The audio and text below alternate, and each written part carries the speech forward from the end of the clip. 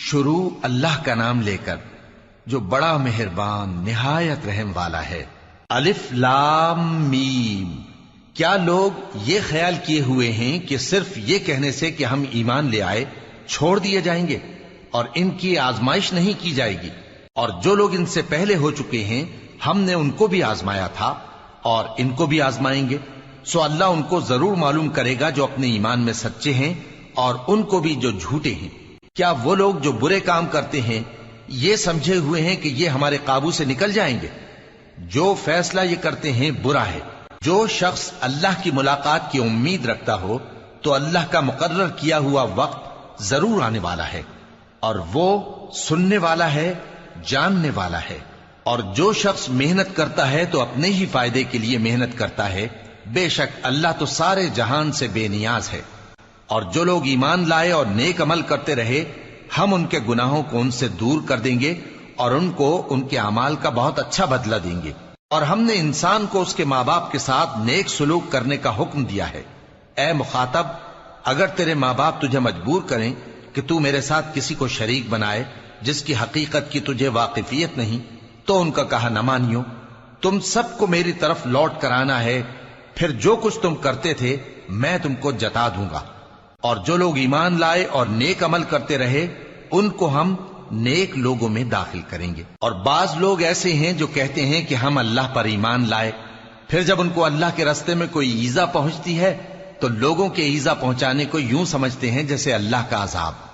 اور اگر تمہارے پروردگار کی طرف سے مدد پہنچے تو کہتے ہیں کہ ہم تو تمہارے ساتھ تھے۔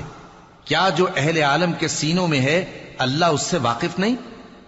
اور اللہ ان کو ضرور معلوم کرے گا جو سچے مومن ہیں، اور وہ منافقوں کو بھی معلوم کر کے رہے گا۔ اور جو کافر ہیں وہ مومنوں سے کہتے ہیں کہ ہمارے طریقے پر چلو اور ہم تمہارے گناہ اٹھا لیں گے، حالانکہ وہ ان کے گناہوں کا کچھ بھی بوجھ اٹھانے والے نہیں۔ کچھ شک نہیں کہ یہ جھوٹے ہیں، اور یہ اپنے بوجھ بھی اٹھائیں گے اور اپنے بوجھوں کے ساتھ اور لوگوں کے بوجھ بھی۔ اور جو جھوٹ یہ لوگ گھڑتے رہے قیامت کے دن ان کی ان سے ضرور پرسش ہوگی۔ اور ہم نے نوح کو ان کی قوم کی طرف بھیجا تو وہ ان میں 50 برس کم 1000 برس رہے۔ پھر ان لوگوں کو طوفان کے عذاب نے آ پکڑا اور وہ ظالم تھے۔ پھر ہم نے نوح کو اور کشتی والوں کو نجات دی اور کشتی کو اہل عالم کے لیے نشانی بنا دیا۔ اور ابراہیم کو یاد کرو جب انہوں نے اپنی قوم سے کہا کہ اللہ کی عبادت کرو اور اس سے ڈرو، اگر تم سمجھ رکھتے ہو تو یہ تمہارے حق میں بہتر ہے۔ تم تو اللہ کو چھوڑ کر بتوں کو پوجتے اور جھوٹی باتیں بناتے ہو۔ جن لوگوں کو تم اللہ کے سوا پوجتے ہو وہ تم کو رزق دینے کا اختیار نہیں رکھتے، پس اللہ ہی کے ہاں سے رزق طلب کرو اور اسی کی عبادت کرو اور اسی کا شکر کرو، اسی کی طرف تم لوٹ کر جاؤ گے۔ اور اگر تم جھٹلاتے ہو تو تم سے پہلے بھی امتیں اپنے پیغمبروں کی تکذیب کر چکی ہیں، اور پیغمبر کے ذمے کھول کر سنا دینے کے سوا اور کچھ نہیں۔ کیا انہوں نے نہیں دیکھا کہ اللہ کس طرح خلقت کو پہلی بار پیدا کرتا ہے پھر کس طرح اس کو دوبارہ پیدا کرے گا؟ یہ اللہ کو آسان ہے۔ کہہ دو کہ ملک میں چلو پھرو اور دیکھو کہ اس نے کس طرح خلقت کو پہلی دفعہ پیدا کیا ہے، پھر اللہ ہی دوسری بار بھی پیدا کرے گا۔ بے شک اللہ ہر چیز پر قادر ہے۔ وہ جسے چاہے عذاب دے اور جس پر چاہے رحم کرے، اور اسی کی طرف تم لوٹائے جاؤ گے۔ اور تم اس کو نہ زمین میں عاجز کر سکتے ہو نہ آسمان میں، اور نہ اللہ کے سوا تمہارا کوئی دوست ہے اور نہ مددگار۔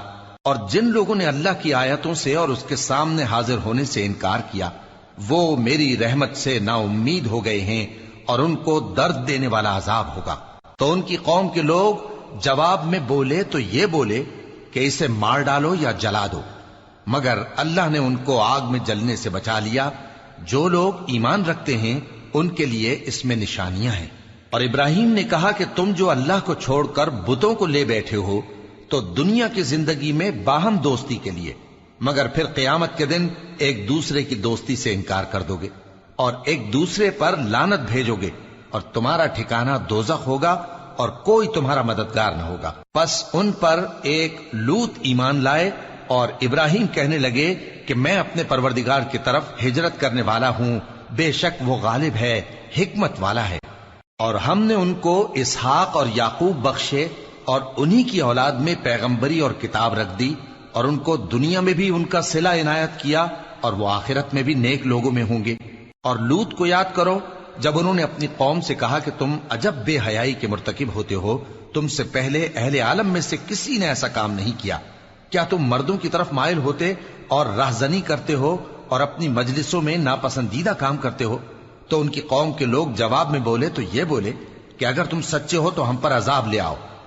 لوط نے کہا کہ اے میرے پروردگار، ان مفسد لوگوں کے مقابلے میں مجھے نصرت عنایت فرما۔ اور جب ہمارے فرشتے ابراہیم کے پاس خوشی کی خبر لے کر آئے تو کہنے لگے کہ ہم اس بستی کے لوگوں کو ہلاک کر دینے والے ہیں کہ یہاں کے رہنے والے نافرمان ہیں۔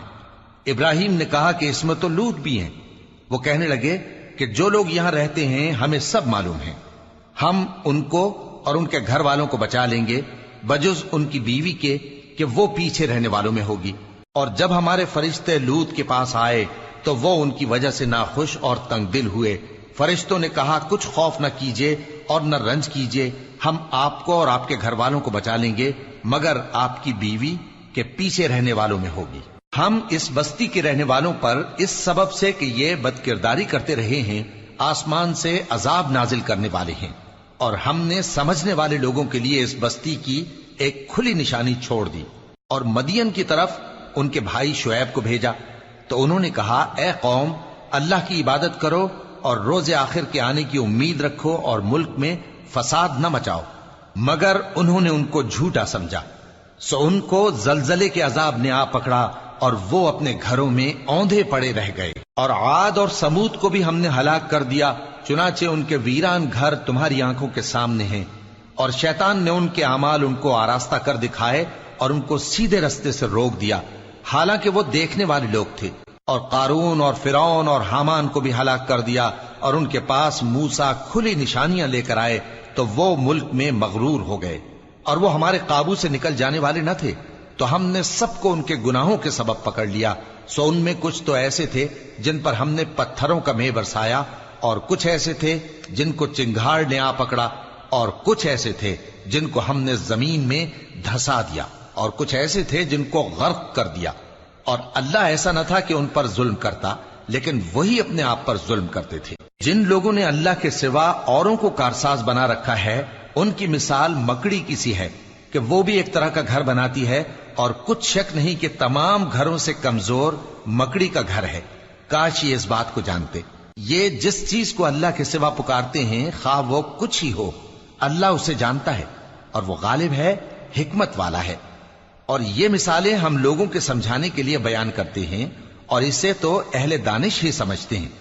اللہ نے آسمانوں اور زمین کو حکمت کے ساتھ پیدا کیا ہے، کچھ شک نہیں کہ ایمان والوں کے لیے اس میں نشانی ہے۔ اے نبی، یہ کتاب جو تمہاری طرف وحی کی گئی ہے اس کو پڑھا کرو، اور نماز کے پابند رہو، کچھ شک نہیں کہ نماز بے حیائی اور بری باتوں سے روکتی ہے، اور اللہ کا ذکر سب سے بڑا ہے، اور جو کچھ تم کرتے ہو اللہ اسے جانتا ہے۔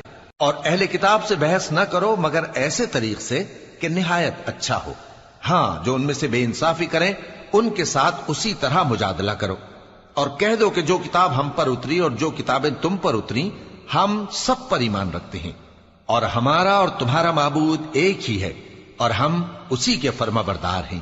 اور اسی طرح ہم نے تمہاری طرف کتاب اتاری ہے تو جن لوگوں کو ہم نے کتابیں دی تھیں وہ اس پر ایمان لے آتے ہیں، اور بعض ان مشرک لوگوں میں سے بھی اس پر ایمان لے آتے ہیں، اور ہماری آیتوں سے وہی انکار کرتے ہیں جو ہیں ہی کافر۔ اور تم اس سے پہلے کوئی کتاب نہیں پڑھتے تھے اور نہ اسے اپنے ہاتھ سے لکھ ہی سکتے تھے، ایسا ہوتا تو اہل باطل ضرور شک کرتے، بلکہ یہ روشن آیتیں ہیں جن لوگوں کو علم دیا گیا ہے ان کے سینوں میں محفوظ، اور ہماری آیتوں سے وہی لوگ انکار کرتے ہیں جو بے انصاف ہیں۔ اور کافر کہتے ہیں کہ اس پر اس کے پروردگار کی طرف سے نشانیاں کیوں نازل نہیں ہوئیں؟ کہہ دو کہ نشانیاں تو اللہ ہی کے پاس ہیں، اور میں تو کھلم کھلا خبردار کرنے والا ہوں۔ کیا ان لوگوں کے لیے یہ کافی نہیں کہ ہم نے تم پر کتاب نازل کی جو ان کو پڑھ کر سنائی جاتی ہے؟ کچھ شک نہیں کہ مومن لوگوں کے لیے اس میں رحمت اور نصیحت ہے۔